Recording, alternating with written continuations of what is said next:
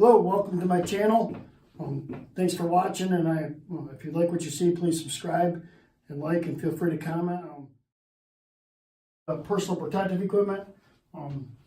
Just like any kind of pre-trip, I like to try to do things top to bottom, left to right. So we'll go over personal protective equipment real quick for you. First thing is a hard hat. Make sure that the hard hat is up to date and has a proper amount adjusted properly. So I'm going to go ahead and put this helmet on so you can see that it's properly adjusted. Okay, it fits me very good. It doesn't come off. Make sure that you're wearing a helmet with some type of ear protection on it that covers the whole ear.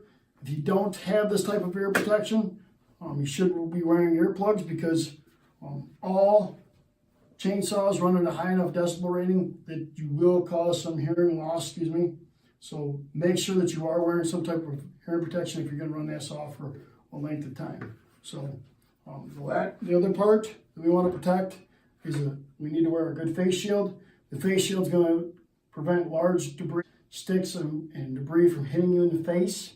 Okay, this is not eye protection. This is just face protection. Okay, the only real way to protect your eyes is with a pair of Z87 safety glasses. Okay, so that is the proper eye protection. This is just face protection here. Okay. Coming down to the body here, long sleeve shirt is going to protect you. Okay, but these things sticking out need to be put away. Make sure you put these away or you cut these off.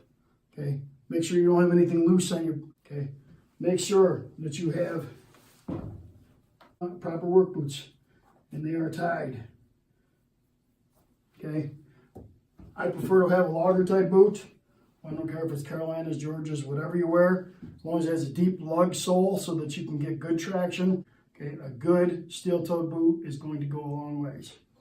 Okay, to protect your legs. Okay, a pair of chaps is going to be key. Okay, the most common part of the body to be caught by a chainsaw is the left thigh. Okay, here's proof of it right here. I reached out there and grabbed the first pair of chaps I had. That one's been cut right there in the left thigh with a chainsaw. Okay, most of the time when students are running saws, or even people are running saws, they will be cutting along, cut a limb, reach out and grab a limb, and then the saw hits them in that left thigh. If you're not wearing a pair of chaps and you cut that femoral artery right there, you might better sit down and take a nap or call your loved ones, because you're going to be done. Okay, the left thigh is going to be the most common place to be cut. Make sure you wear personal protective equipment. Okay, good set of chaps that fit well and have good buckles on them is going to be key. Okay, make sure they're not too long where they're going to be dragging and they're going to be a trip hazard. Okay, make sure you're doing it. Some of the tools that you can take to the woods to make sure that you are protected as well. Let's go over some of those real quick. Okay, two types of felling wedges you can take to the woods. Okay, a plastic wedge or an aluminum wedge. Both of these are very effective for felling trees, or in the event that your chain gets stuck. Okay, in the event of a kickback, we talked about the chain break itself. Okay, kickback is defined as the upper 90 degrees. This portion right here of the chainsaw. This takes too big of a bite of wood, it will stall the chain and kickback will occur. Okay, the upper 90 degrees. So if we're looking for a definition on your worksheet, should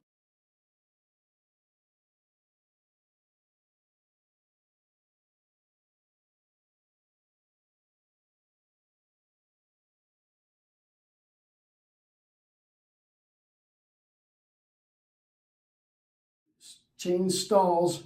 When the chain stalls, it creates kickback. Okay, so that is your definition.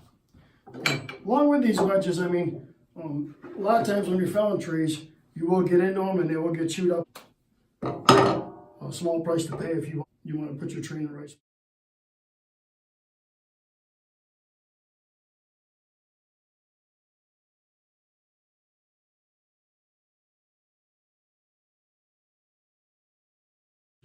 So a lot of times if I'm cutting down through a big tree, I'll put one of these in the top, so if I know if it's going to pinch, it'll come out the bottom and it'll stay right there. Also a sledgehammer. Okay, take a sledgehammer with you to the woods. Make sure that you've got something you can put that tree to where you need to be. A wrench, a screwdriver and a wrench combined. Okay, this will allow you to tighten your chain to the proper tension. If you carry this with you, make sure you put it back in the toolbox. Thank you. In the woods, a file for touching up if you need to. Take a flat file and a round file. Make sure the file is the right size for the chain. Don't take one that's too big because you will actually get into some of these teeth and it's going to be really bad.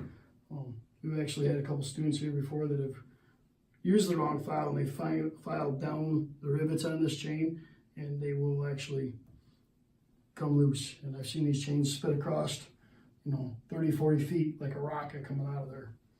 Okay, so make sure that you are using the right tools for that.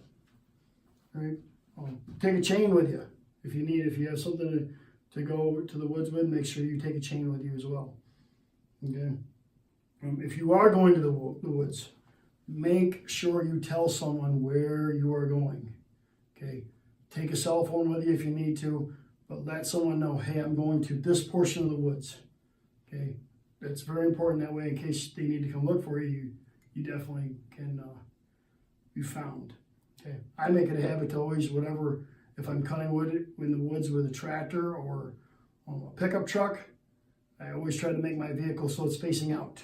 Okay, I don't want to be able to have to try to turn around if there's an accident. I want to make sure I can leave without an issue. Okay, and make sure that those things are in place. All right. Take some sort of a jackknife with you as well as far as if you're out in the woods by yourself alone, make sure that you're identifying a lot of different things. Don't go to the woods if it's windy out. Don't go to the woods if there's a storm approaching. Don't go to the woods if you are drunk, stoned, or high. I know it sounds funny, but make sure you're in good physical condition. Your mind is set on what you're doing. Because the last thing you want to do is go to the woods and have a tree that's got a widowmaker in it, meaning a dead limb up in the tree that could come down and hit you. It's a great tool for cutting lumber or cutting firewood, but used improperly, it can be very, very dangerous. Okay, so that concludes this portion of the video.